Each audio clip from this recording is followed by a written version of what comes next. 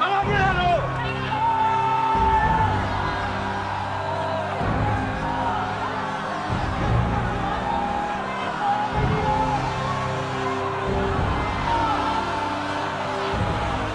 Listado! Sa totong abit po mga kaibigan, na andito po tayo sa City Hall kung saan naganap ang isang madugong labanan. Ito po ay sa kampo ng mga girero laban po dito sa taong bayan sa pamumuno ni Mayor Tanggol Montenegro. Mga kaibigan, grabe po ang sinakripisyo ng taong bayan para lang po may wasok na kakamali ng mga girero. Pero ngayon, ni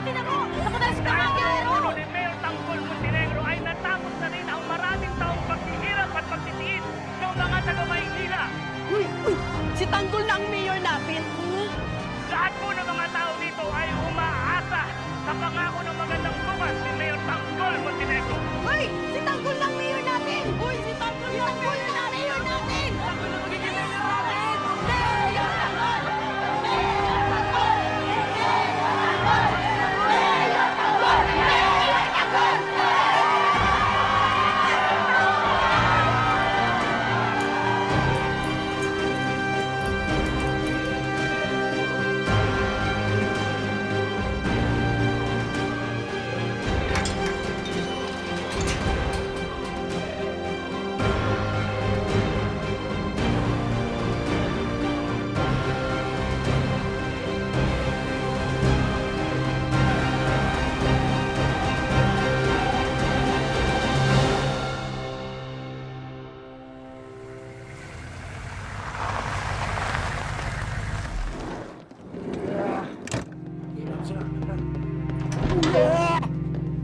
We need to go back, Mama.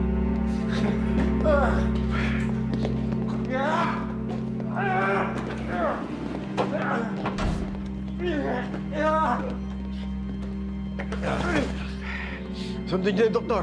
Opo, Vice. What the hell are we doing here? We need to go back for Ma. Kuya, balikan natin si Ma! She's dead! Hindi natin siya mababalik pa. Ma! Ma! Si Tanggol. Pinatay ni Tanggol si Ma, Kuya! He killed her! Patayin natin si Tanggol ngayon na! Sit down! Hindi tayo pwedeng pakilos lang ng kilos. Hindi tayo paplano. We need to come up with a plan. We need resources. We need to regroup. We need more people. Just let me think. Ma! Ma! Ma!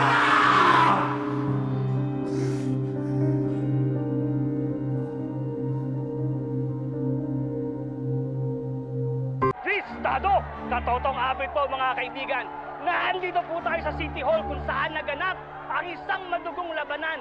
At sa tulong-tulong po nila sa pamumuno ni Tanggol Montenegro ay sa wakas, natapos na po ang paghihirap, ang pagtitiis sa mga taga-Maynila.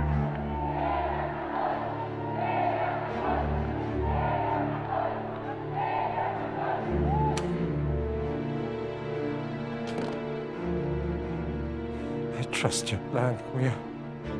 I'll follow everything you say. Paano natin tatalunin si Tanggol? Wala na tayong tao, Kuya. Hindi na natin hawak yung kapulisan. Magtiwala ka sa akin, Miguelito.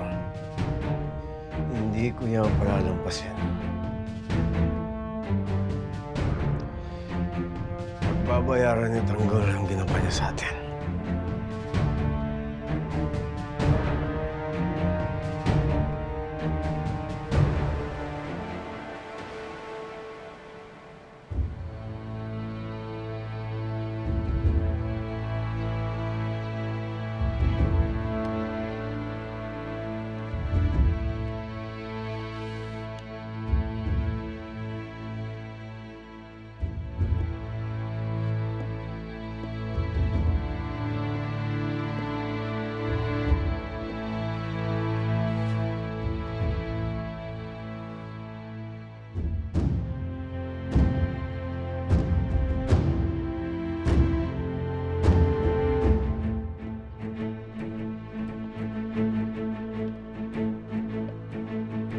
bagay na bagay. La, Mayor Jesus Nazareno Montenegro.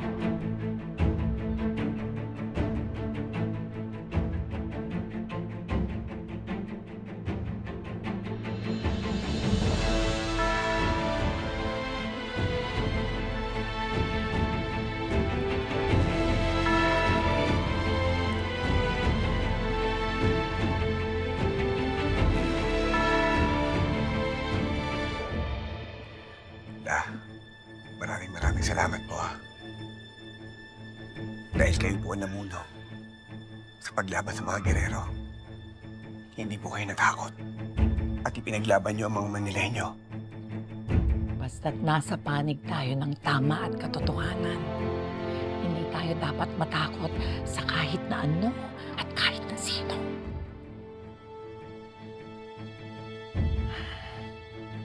Masayang-masaya ako. At inagmamalaki kita po. Ito ang unang araw mo bilang mayor. Pero La, natatakot po ako. Kinakailangan ko po ng gabay ninyo. Hindi kita papapayaan na po. Pero isa lang hiling ko sa'yo. Huwag na huwag mong bibubuin ang mga taong naniwala at sumuporta sa'yo. Baguhin mo ang sistema ng pamamahala dito sa Maynila. Sugpuin mo ang korupsyon sa abot ng iyong makakaya. Tulungan mo ang iyong mga nasasakupan, lalong-lalo na yung walang antas sa buhay. Yung mga mahihirap, kailangan nila ng pag-asa at oportunidad. Tulungan mo silang maiahon ang kanilang buhay. Pangako mo. Pinapangako ko po sa inyo lahat. Hindi ko po kayo bibiguin. Aayusin ko po ang buong Maynila. Pangako ko po. Hangat ko ang iyong tagumpay.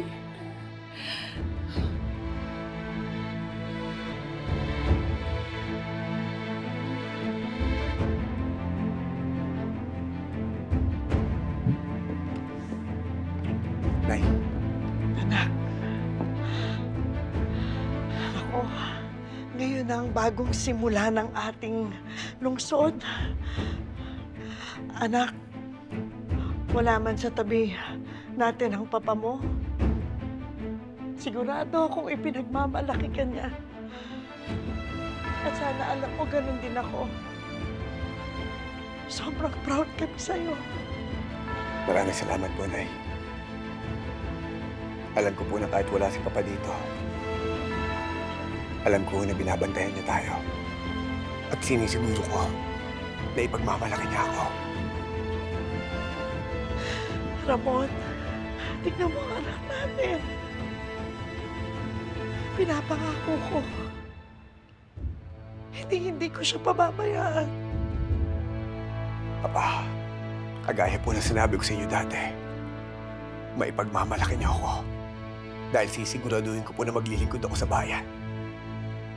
At gagawin ko ang lahat ng tama para maayos ang buong Maynila. At makakaasa ka naman, anak, na lahat kami, lahat, nasa likod mo lang sa lahat ng gagawin mo. At lagi naming ipaparamdam sa iyo na lagi kang may pamilya na nagmamahal at sumusuporta sa iyo. Nay, La, hindi lang po ang bayan natin ang paglilingkuran ko. Ipinapangako ko po sa inyo. Aayusin ko po ang pamilya natin. Magsisimula po tayo ng bagong buhay.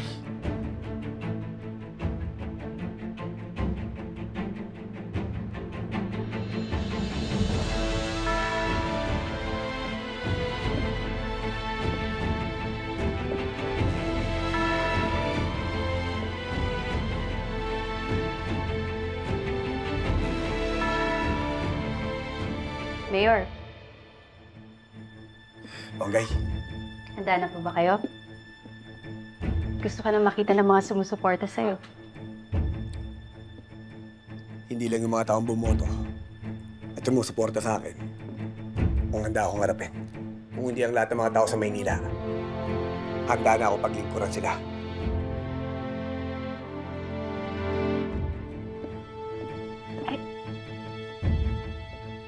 Ang sarap naman sa puso nito. Tagal ko itong hinintay. Ang ibig sabihin ni Chona ay dumating na ang pinakamagandang araw sa buhay nating lahat. Sa wakas, dumating na ang araw ng pagbabago. Okay. Chona, maraming salamat sa inyo. Ngayon alam ko na magiging ligtas na ang buong Maynila. Dahil meron pa rin mga matitinong pulis na kagaya ninyo. Salamat rin sa tulong mo, Tanggol. Salamat, Mayor ko.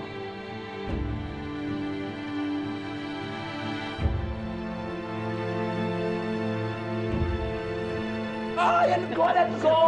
Let's go! Tanghali na! Rhoda, God, ang kisig-kisig naman. Ang wapo-wapo.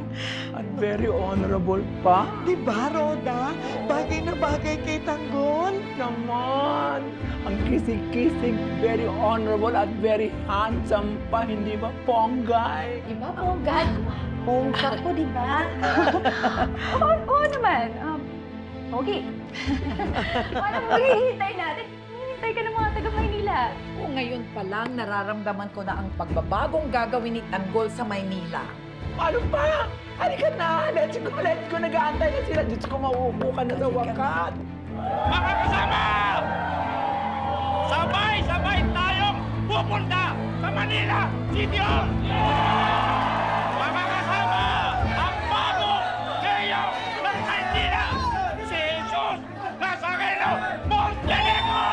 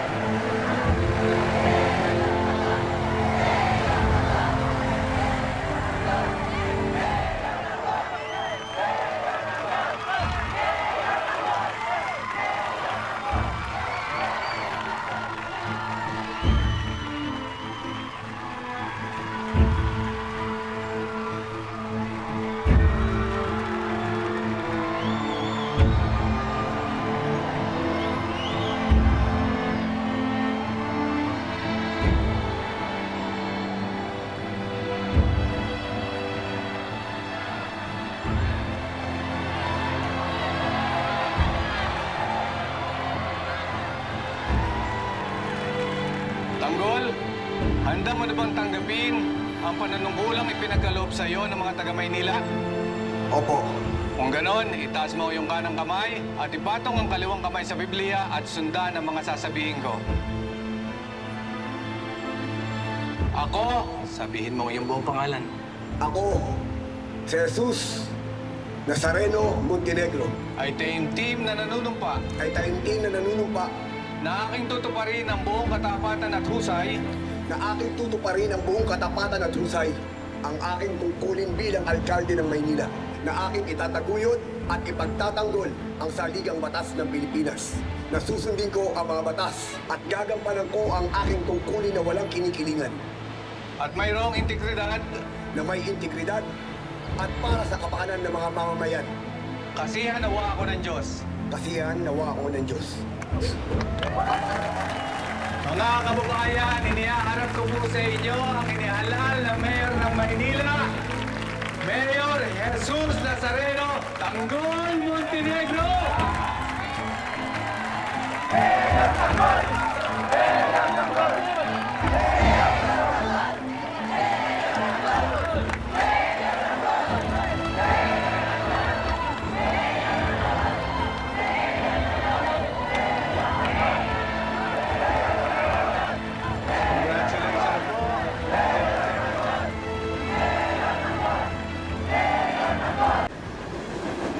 Magandang umaga po para sa ating lahat. Sa lahat ng mga minamahal kong mga kababayan, sa lahat ng mga taga-Maynila. Maraming salamat po sa tiwalang ipinagkaloob ninyo sa akin. Alam kong hindi naging madali ang ating mga pinagdaanan. Dugo, pawis, luha, buhay ang ibinuwis natin para makarating tayong lahat sa araw na ito. May mga nasaktan, may mga natakot, may mga sinubukang patahimikin, ngunit pinili pa rin po nating tumayo, pinili pa rin po nating maniwala na kaya pa rin nating ituwid ang direksyon ng ating lungsod. Ang tagumpay na ito ay tagumpay nating lahat. Malinaw sa akin ang bigat ng aking tungkulin.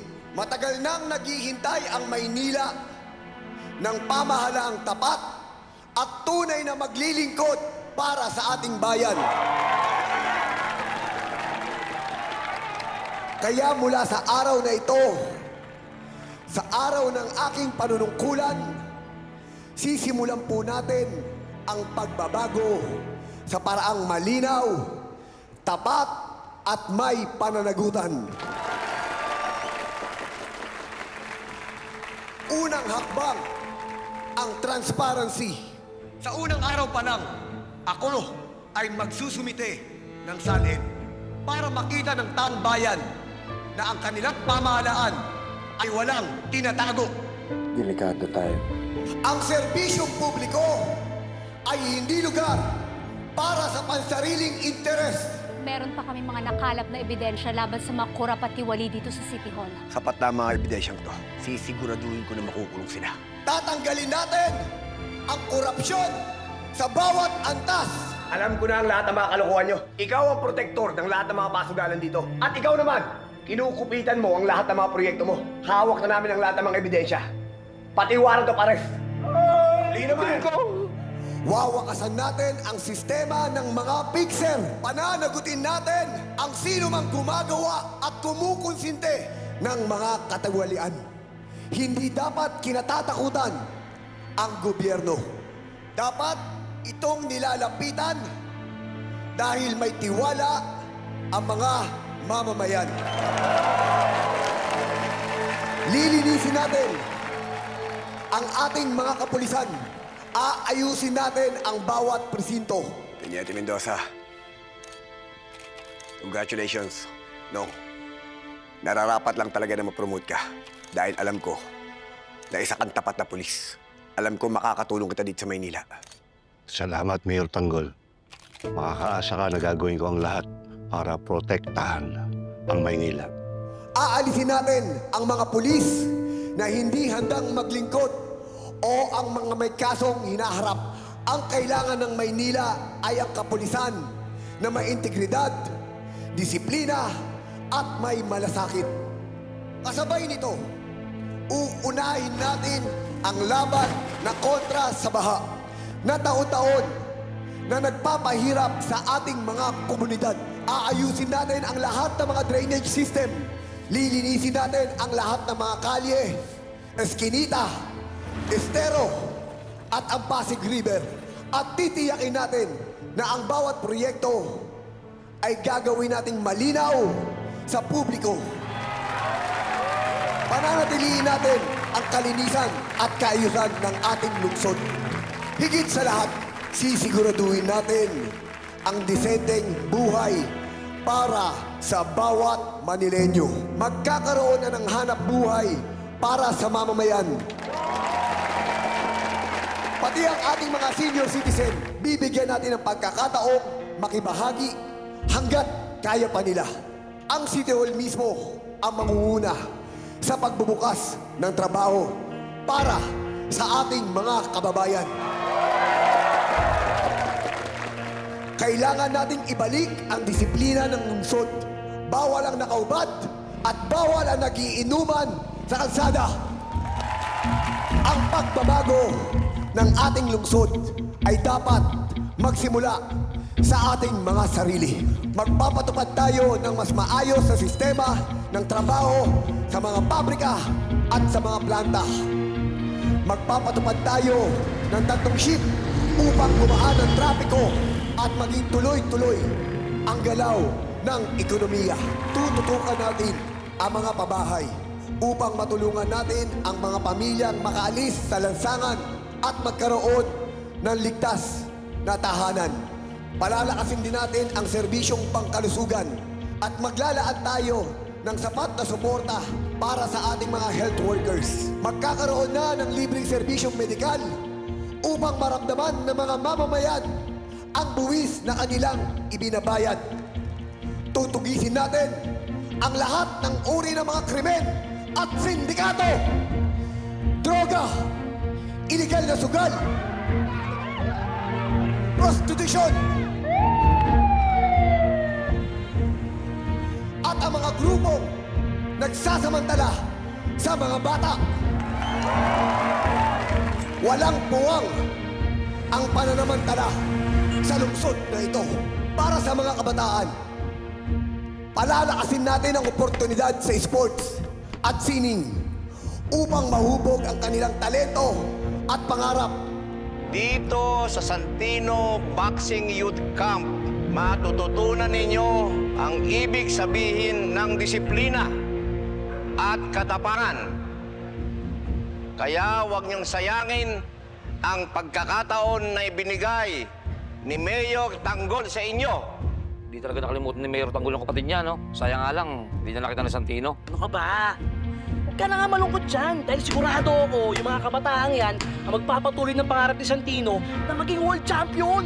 Kung nasan man si Santino ngayon, sigurado ako tuwan-tuwa yun. Mayroon palang programa si Mayor. Nais nating lumaki ang mga kabataan na may direksyon, may disiplina, at may pag-asa.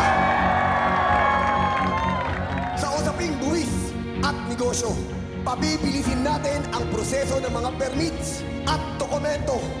Walang red tape, walang palakasan.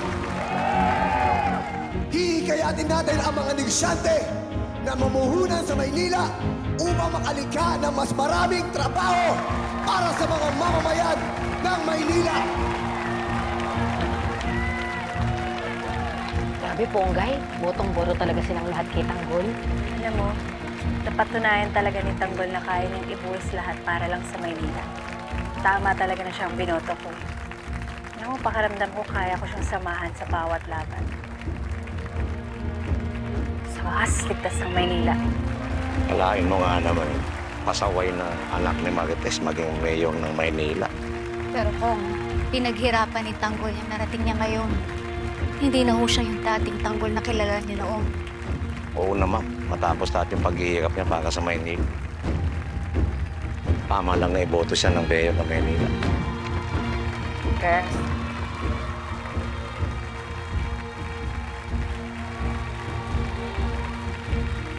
Naalala ko lang si David tsaka si Santiago. Tsaka si Ramon. Sana nakita nung naging mayor si Tanggol. Alam mo, ibigay si David, Santino at Ramon ang wala talaga sa Tanggol. Hindi nila gagawin yun kung hindi sila naniniwala sa Tanggol. Bago sila mawala, siguradong alam nila na magiging malaking parte si Tanggol ng Maynila. Tama kayo. Sigurado ako, andito sila ngayon. Kailangan maibalik ang disiplina at ang pagiging makadiyos at ang marangal at disenteng pamumuhay ng lahat ng mga Pilipino. Maraming salamat, mga kapwa ko Manileño. Mabuhay ang Maynila! Mabuhay tayong lahat! Mabuhay si Mayor Tanggol! Mabuhay si Mayor Tanggol!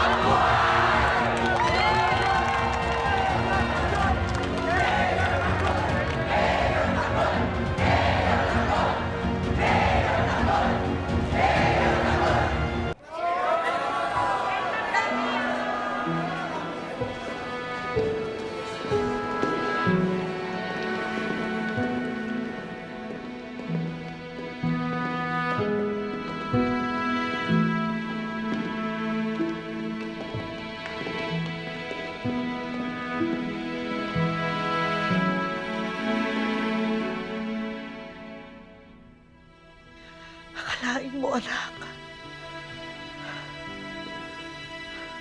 Anong nararamdaman mo ngayon?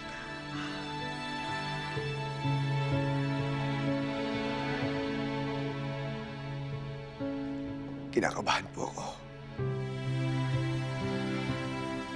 Pero masayang-masaya po ang puso ko. Gusto ko na po maglingkod sa mga tao. At sa buong Maynila.